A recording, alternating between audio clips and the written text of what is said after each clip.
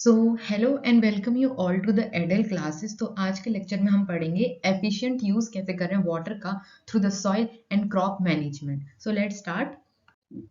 So let's first discuss how we can manage the water through the soil management.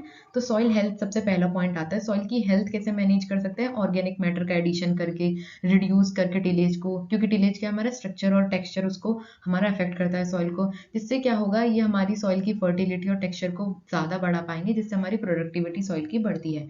दूसरा है erosion prevent करना। Soil erosion होगा तो हमारी सॉइल को फर्टाइल कैसे बनेगी, है ना। सॉइल फर्टाइल नहीं होगी तो हमारे प्लांट्स कैसे ग्रो करेंगे। तो इसको प्रिवेंट करने के लिए कंटूर फार्मिंग, टेरेसिंग, ये सब करते हैं। मिटिगेट करना बेसिकली जो भी एडवर्स इफेक्ट है सॉइल इरोजन के, कंजर्व करना टॉप सॉइल को, और प्रिवेंट करना कि सॉइल जाके सेडिमेंट हो जाए वाटर बॉडीज में। ठीक है। अगला आता है न्यूट्रिएंट मैनेजमेंट। न्यूट्रिएंट मैनेजमेंट कैसे कर सकते हैं? जैसे कि न्यूट्रिएंट टेस्टिंग करा ली, हम लोगों ने सॉइल की टेस्टिंग करा ली, उससे हमें पता चल जाएगा कि सॉइल में कितना न्यूट्रिएंट अवेलेबल है, जिससे हम बैलेंस फर्टिलाइजेशन कर पाए, जिससे हमारा इंश्योर हो जाए कि क्रॉप को सफिशिएंट अमाउंट में एसेंशियल न्यूट्रिएंट्स मिल पाए। अगला आता है वो पीएच रेगुलेशन। पीएच रेगुलेशन का मतलब है मेंटेन करके रखना पीएच को। सपोज अगर हमारा जो लाइम है, लाइम क्या करता है, हमारी पीएच को बढ़ा देता है, जबकि सल्फर जो है पीएच को घटा देता है। तो ऐसे ही अमेंड करना कि सॉइल ज़्यादा है पीएच में या कम है। ठीक है, अगर ज़्यादा है तो हम लोगों को कम करनी है तो हम लोग सल्फर डालेंगे, अगर कम है ज़्यादा करनी है तो हम लाइम डालेंगे। तो ऐसे हम लोग पीएच रेगुलेशन कर सकते हैं for the crop growth. Other factors क्या क्या है? जैसे सैलिनिटी कंट्रोल करना। सैलिनिटी कंट्रोल कैसे कर सकते हैं? थ्रू द लीचिंग, या फिर हम लोग सॉल्ट टॉलरेंट ऐसी क्रॉप की वेराइटीज लगाएं, सॉल्ट टॉलरेंट क्रॉप्स को लगाएं कि जो सैलिनिटी को झेल पाएं ऐसे रीजन्स में। अगला आता है सॉइल टेस्टिंग। सॉइल टेस्टिंग कराने से हमें पता चल जाता है कि कौन कौन से, एक इन्फॉर्म डिसीजन हम ले पाते हैं कि कौन कौन से हमारे पास हम लोग सॉइल अमेंडमेंट्स कर सकते हैं, मैनेजमेंट प्रैक्टिसेस को यूज कर सकते हैं for enhancing the soil quality and nutrient level also.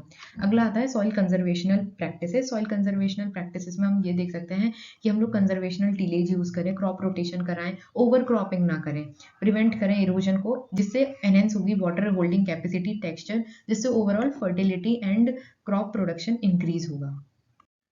So let's now discuss how the crop management helps in the water use efficiency. तो उसमें सबसे पहला आता है क्रॉप सिलेक्शन।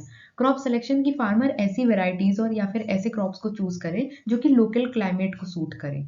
ठीक है, जिससे हमारी ऑप्टिमाइज यील्ड हो और रिसोर्स की एफिशिएंसी ज़्यादा हो, मतलब यूज की एफिशिएंसी ज़्यादा हो।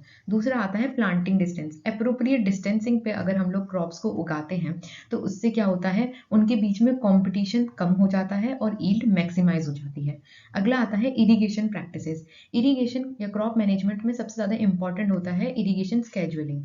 इससे क्या होता है, हम लोगों को पता होता है कि राइट अमाउंट ऑफ वाटर कब देना है। हमें अगर पता होगा कि हमारे पास अवेलेबल वाटर कितना है और प्लांट की कौन कौन सी स्टेज पे रिक्वायरमेंट है, तो हम राइट टाइम पे उसे दे पाएंगे, जिससे हमारी वाटर की वेस्टेज मिनिमाइज हो जाएगी, तो वाटर का यूज एफिशिएंसी बढ़ जाएगी।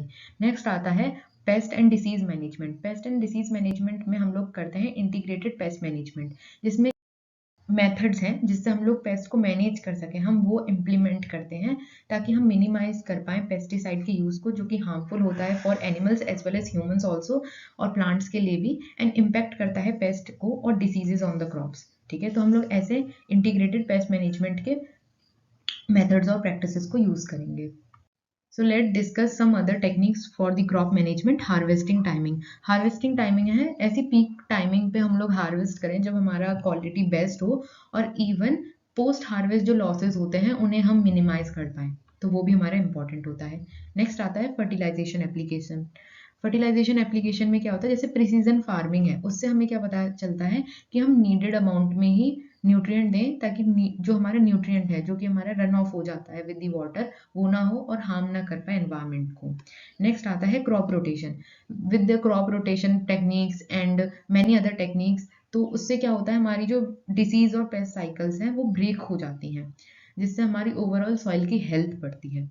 नेक्स्ट आता है वीड कंट्रोल। वीड कंट्रोल हम लोग मिनिमाइज कर सकते हैं बाय यूजिंग मल्चिंग और यूजिंग ऑफ हर्बिसाइड, तो जिससे क्या होता है, हमारा क्रॉप बेटर मैनेज कर पाता है और वाटर का एफिशिएंट यूज हो पाता है।